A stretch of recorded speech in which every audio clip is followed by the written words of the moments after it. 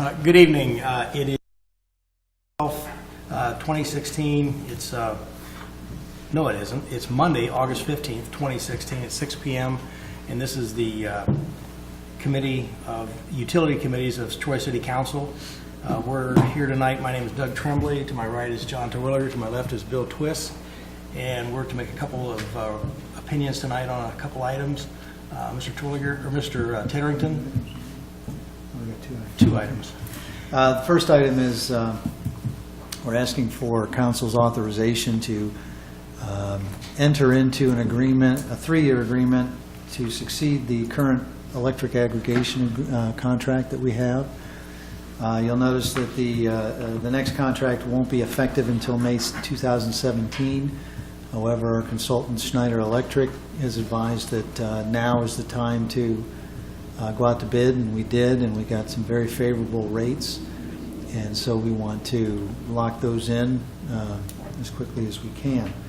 It would be a 3-year program. You'll recall that in 2011, pursuant to the state law, we did have a ballot question, and voters did agree to institute an aggregation program.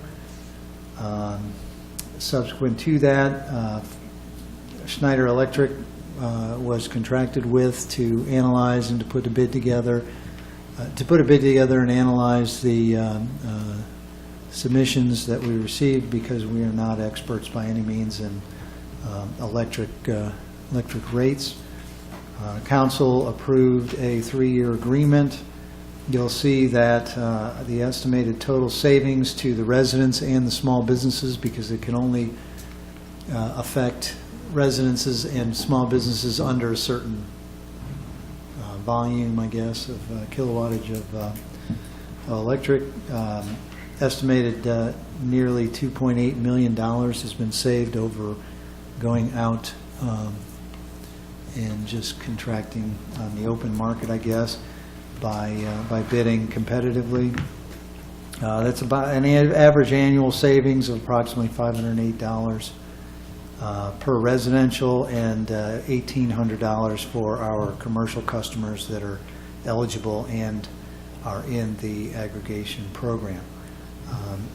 We were able to bid and find the lowest bid at 5.6 cents per kilowatt for a 36-month agreement. We are recommending that you approve this. You'll see that the estimate over the next 3 years, based on the average utilization and the members of the contract, if you will save an estimated $3.3 million. We are not recommending or requesting an emergency.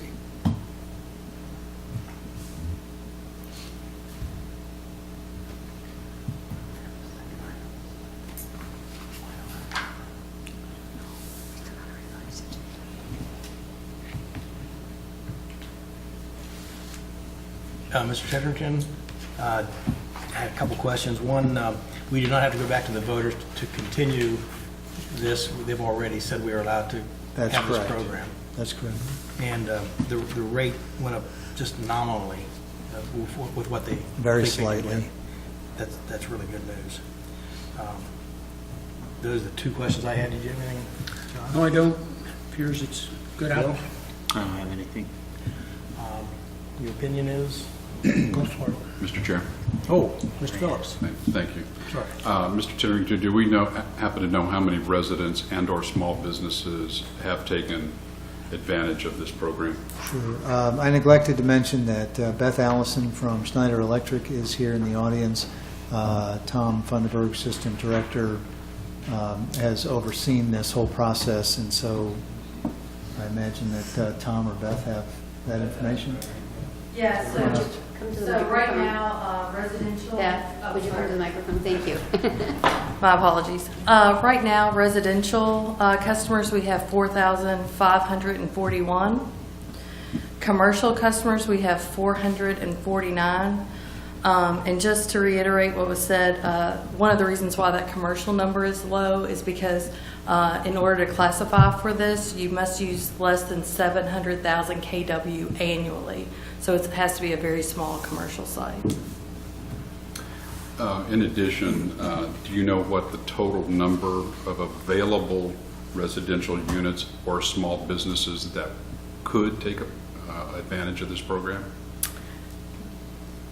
That I don't know, because when we went to Dayton Power and Light, they only provide us with the available customers. Okay. So those customers that aren't currently on contract. But we could potentially run some numbers and give an estimate of that if that's needed.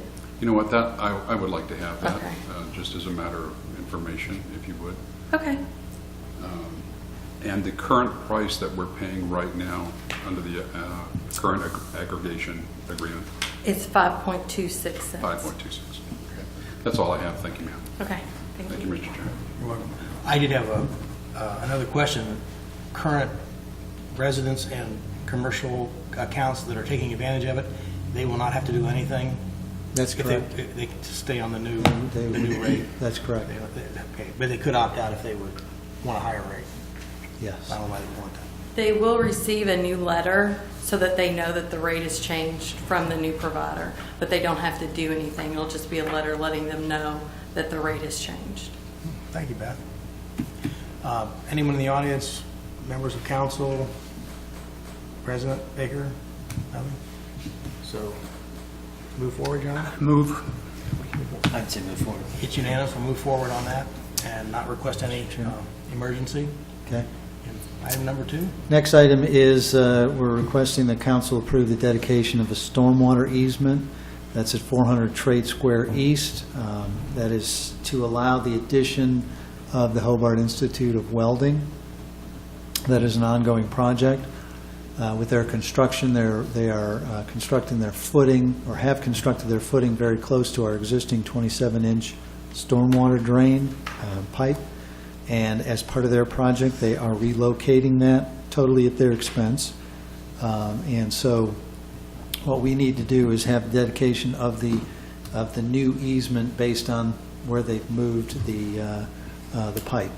Since this project is ongoing and it's nearing completion, actually, we're requesting emergency legislation be considered. Thank you. Do you have any questions, John? No, I don't. Bill? No. Anyone on Pretty council? straightforward. Not hearing anything? Your opinion? Move forward.